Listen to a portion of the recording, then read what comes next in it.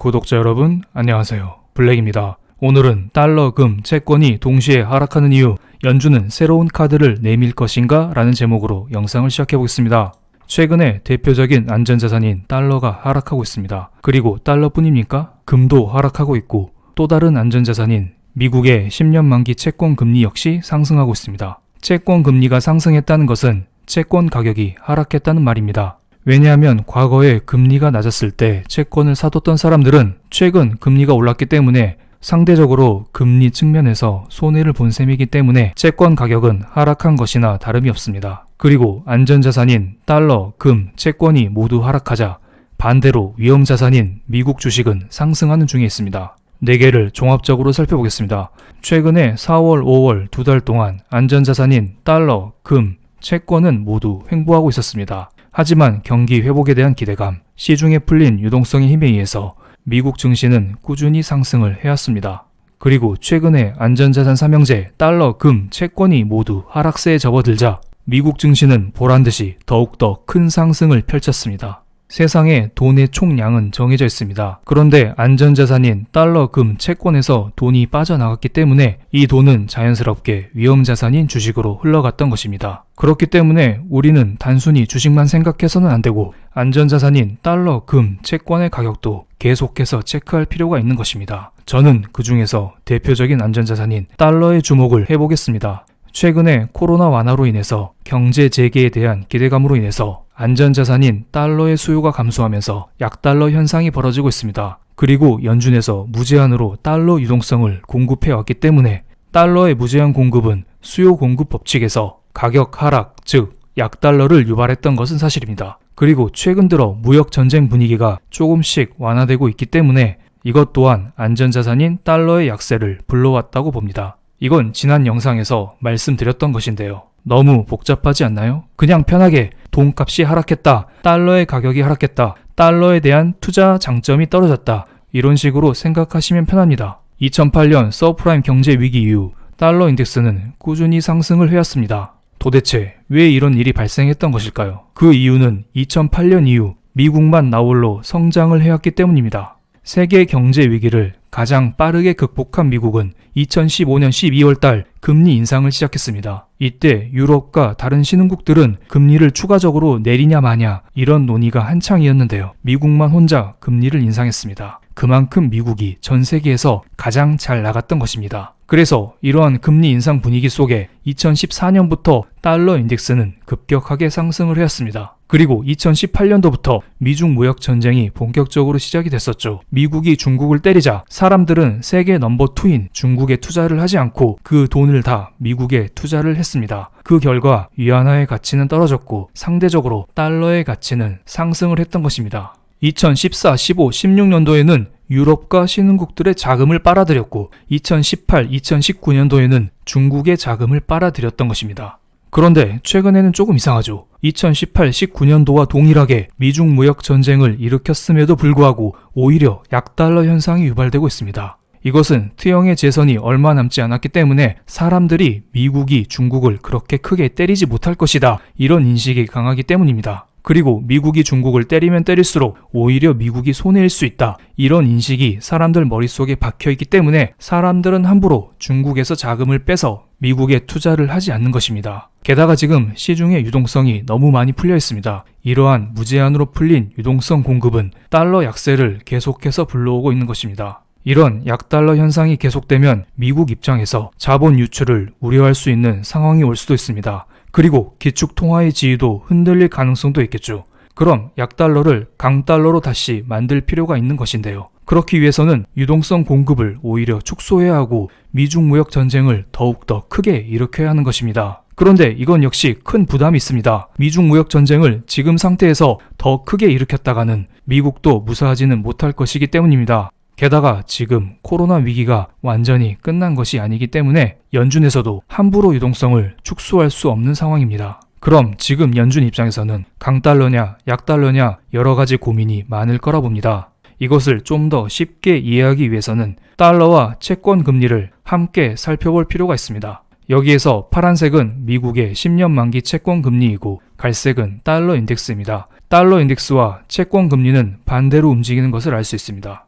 달러 인덱스가 하락하는 구간에서는 채권 금리가 상승하고 채권 가격은 반대로 하락하는 것을 알 수 있습니다. 하지만 네모 박스 찐 코로나 위기 때는 달러 인덱스와 10년 만기 채권 금리가 모두 상승하는 것을 알 수 있습니다. 하지만 최근 들어 기존의 트렌드가 그대로 나타나고 있습니다. 최근에 달러 인덱스가 감소하고 있고 10년 만기 채권 금리는 증가하고 있는 상태입니다.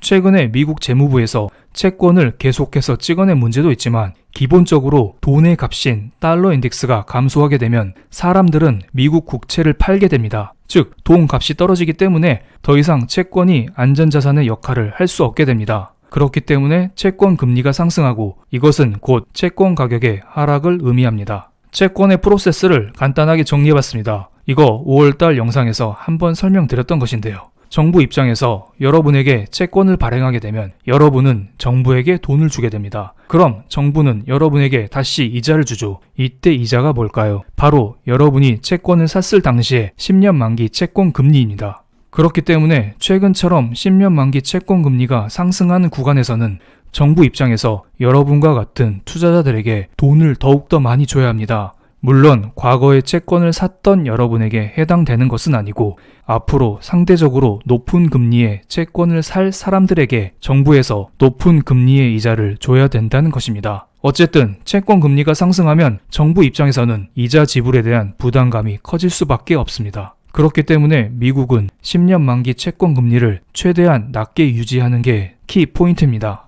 그럼 강달러가 필요할 거라 봅니다. 앞서 말씀드린 대로 채권 금리와 달러 인덱스는 반대로 움직이기 때문입니다. 그렇다면 정리 한번 해보겠습니다. 강달러 정책을 펼치면 채권 금리가 하락하는 장점이 있지만 최근에 시중에 달러가 부족한 상태가 발생했기 때문에 강달러는 즉 경기 발작을 일으킬 수밖에 없습니다. 반대로 유동성 공급을 통한 약달러 정책을 펼치면 당장 경기 회복을 할 수 있고 이렇게 회복된 경기를 바탕으로 추후에 언제든지 다시 달러 강세를 만들 수 있을 거라 봅니다. 하지만 이러한 약달러 정책은 반대로 채권 금리 상승이라는 부작용을 유발시킬 가능성이 큽니다. 그래서 연준에서는 강달러의 장점과 약달러의 장점 이 두 가지를 모두 충족시키는 새로운 정책을 들고 나올 가능성이 매우 큽니다. 다음 기사를 하나 보겠습니다. 마이너스 금리 대신 연준 새로운 금리 목표 검토. 연준이 추가 통화 정책 수단으로서 YCC Yield Curve Control을 도입하는 것을 검토하고 있다고 합니다. 이것은 뭐냐면 일정 기간 단기채와 중기채의 금리의 상한을 설정해서 미국 국채를 매입하는 방안입니다.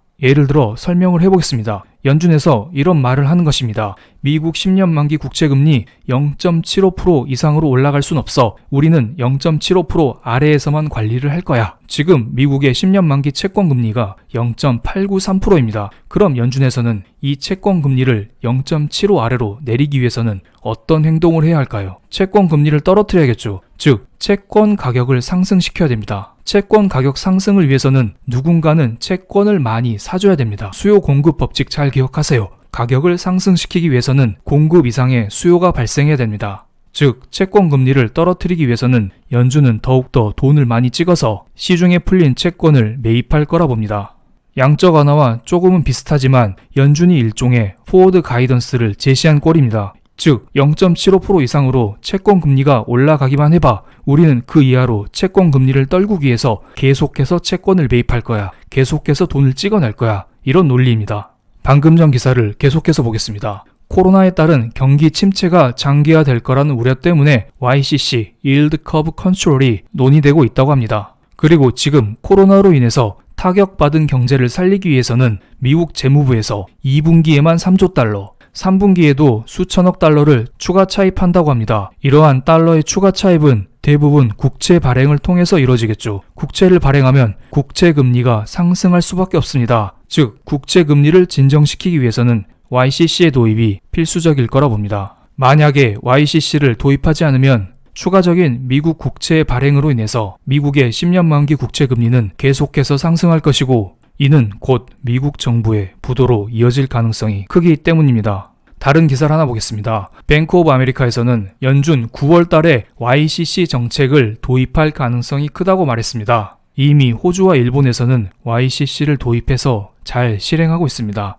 그럼 YCC를 도입한 이후 일본의 10년 만기 국채금리가 어떻게 변화됐는지 한번 살펴보겠습니다. 아베가 취임한 이후 일본 중앙은행은 0% 국채 금리를 타겟으로 계속해서 국채를 사들이고 있습니다. 그 결과 일본의 10년 만기 국채 금리는 0% 부근에서 매우 안정적인 움직임을 보여주고 있습니다. 국채 금리가 올라갈 기미가 보이면 일본 중앙은행에서 돈을 찍어서 시중에 풀린 국채를 사들이고, 국채 금리가 너무 떨어질 기미가 보이면 일본 중앙은행이 보유하고 있는 국채를 시장에 팔아서 국채 금리를 다시 올리는 정책을 펴고 있습니다. 이러한 YCC를 실행하기 위해서는 시중에 많은 엔화를 풀 필요가 있습니다. 그렇기 때문에 달러 대비 엔화의 환율은 계속해서 상승을 하고 있습니다. 즉 YCC를 실행한 이후 일본의 엔화는 달러 대비 계속해서 약세를 보이고 있다는 것입니다. 물론 2012년 이후 달러의 가치가 지속적으로 상승을 해왔기 때문에 상대적으로 일본의 엔화가 어느 정도 약세를 보인 것도 있습니다. 그럼 여기에서 저한테 이런 질문을 하겠죠. 만약 연준에서 YCC를 도입하게 되면 일본처럼 달러도 본격적인 약세의 길을 걸어갈 것이냐? 달러 인덱스 주봉 차트를 보겠습니다. 이것은 직전 영상에서 설명드렸던 것인데요. 제가 이때 달러 인덱스의 상단 저항대, 하단 지지선을 설정하면서 달러 인덱스가 곧바로 급락할 가능성은 낮다고 했습니다. 직전 영상에서 그 근거로 유로화 환율을 들었습니다. 일반적으로 유로화와 달러는 반대로 움직입니다. 유로화 환율이 전 고점 부근에서 움직이고 있기 때문에 유로는 저항대를 맞고 떨어질 가능성이 큽니다. 그래서 달러 인덱스 역시 반대로 상승할 가능성이 크다는 게 저의 논리입니다. 물론 이것은 아주 단기적인 움직임일 뿐, 저는 장기적으로는 달러의 약세를 점치고 있는 사람입니다. 그런데 여기에서 저한테 이런 질문을 많이들 합니다. 지금 유럽에서 돈을 계속해서 풀고 있는데 유로화는 강세로 접어들었습니다. 그런데 미국은 달러를 계속해서 풀고 있음에도 불구하고 달러는 오히려 약세로 접어들었습니다. 이거 도대체 무슨 차이일까요? 다음 차트는 제가 임의적으로 논 US, 미국이 아닌 나라들과 미국의 경제의 흐름을 시간 순서대로 정리한 것입니다. 개략적으로 정리했습니다. 논 US는 지금까지 경제가 계속해서 좋지 않았습니다. 하지만 미국은 2008년 경제 위기 이후 급격하게 경제를 회복했고 코로나로 인해서 크게 한 방 맞았습니다. 10년 동안 증가한 일자리가 단 몇 주 만에 다 날아간 상태죠. 이렇게 논 US와 US가 둘 다 경기를 바닥난 상태에서 둘 다 모두 무제한 돈 풀기에 나섰습니다. 그 나라의 화폐의 가치란 그 나라의 경제력과 비례합니다. 논 US 국가들은 사람들의 기대가 이미 없어요. 바닥을 쳤다는 것입니다. 그렇기 때문에 사람들은 시중에 풀린 유동성을 바탕으로 경제를 회복할 것이라는 기대감이 있는 것입니다. 특히 유럽 같은 나라들은 기축통화국이기 때문에 시중에 풀린 유동성으로 인한 급격한 인플레이션의 우려도 없잖아요. 하지만 미국은 좀 달라요. 이미 경기의 최고점을 맛을 봤습니다. 그래서 시중에 무제한으로 풀린 돈으로 인해서 과연 전 고점까지 경기가 상승할 수 있을까? 만약에 경기가 전 고점까지 상승을 하지 못한다면 사람들의 기대치를 충족하는 것이 아니기 때문에 달러의 강세는 쉽게 올 수 없을 거라 봅니다. 그런데 제가 신도 아니고요. 만약에 시중에 무제한으로 풀린 돈으로 인해서 미국의 경제가 전 고점을 뚫고 계속해서 상승을 하게 된다면 다시 달러 강세 장세 또한 충분히 올 수 있을 거라 봅니다. 이 문제는 시간이 흐르면 좀 더 확실히 알게 되겠죠. 달러 인덱스의 관점, 이로 인한 골드의 흐름, 주가의 흐름, 주식 섹터 흐름, 이러한 상세한 것들은 모두 멤버십을 통해 안내드리고 있습니다. 구글에서는 유튜브 프리미엄 회원에 한해서 6월 30일 이전까지 실버라벨 무료 멤버십 기회를 드리고 있습니다. 기회가 되시면 꼭 이용을 해보시기 바랍니다. 말 나온 김에 저의 멤버십을 간단하게만 소개드리면서 영상 마치겠습니다. 블랙 멤버십은 크게 3가지 라벨이 있습니다.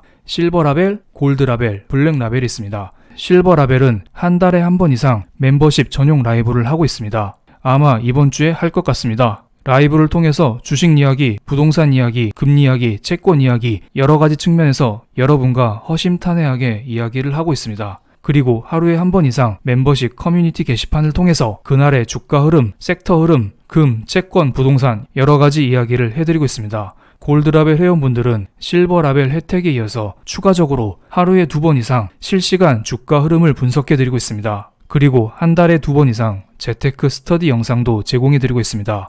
마지막으로 블랙라벨 회원님들에게는 실버라벨, 골드라벨 혜택을 더해서 저의 실시간 투자 포트폴리오를 공유하고 있습니다. 기회가 되신 분은 꼭 오셔서 저와 함께 했으면 합니다. 그럼 오늘 영상 여기에서 마치겠습니다. 감사합니다.